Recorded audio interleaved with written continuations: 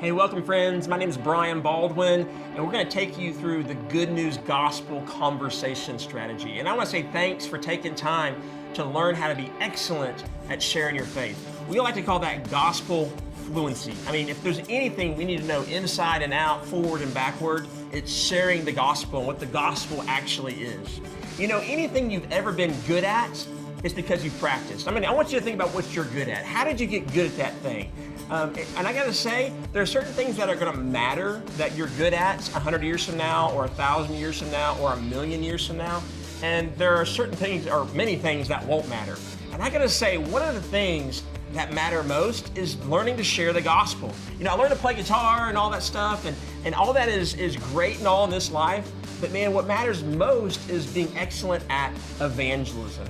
And just like when I learned to play this guitar, it was really strange at first, you know, is trying to figure out where to put my fingers, and I had to think about all these things. And the same is with sharing the gospel. Like, at first it is a little bit of a learning curve you have to have. It doesn't always sound perfect, but eventually it'll sound clear, and you'll be able to share the gospel just as clear as can be. And so we got to get through that awkward stage. And so we want to talk about gospel fluency, of being fluent in what the gospel actually is. I always think about 4 words: God, problem, hope, decision. And I just encourage you to share a couple things about God, a couple of things about the problem you have, a couple of things about the hope that you have, and the decision you need to make. And so let's talk about God for 1 second here. You know, you might just share some of his attributes, like that he's the creator, that he loves us, and you certainly want to share that he's holy. That's really his chief attributes, right? And that's a problem for us because, men, we're not holy. The problem is we've sinned against God. You know, it says in Romans 3:23, for all have sinned and fallen short of the glory of God.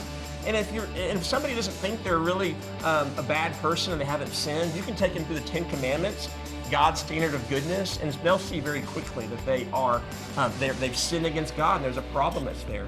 But the problem is not only that we've sinned against God, but also that those sins, they can't be removed by just doing good things. They can't be justified by good works. It says actually in Isaiah 64:6 that our righteousness is like filthy rags to God. That's the good things we do. All right, so God, problem, and then the hope that we have. The hope is that, man, even though we broke God's law, Jesus paid our penalty. And so I want you to think about that important part of the hope that we have, but also about the resurrection, that Jesus rose from the grave and proved that everything he said was true when he came back from the dead. And also proved that our sins were indeed paid for, paid in full. And this last part of this is decision. We need to put our trust in Jesus. God doesn't force us to come to his presence. He gives us the choice to decide.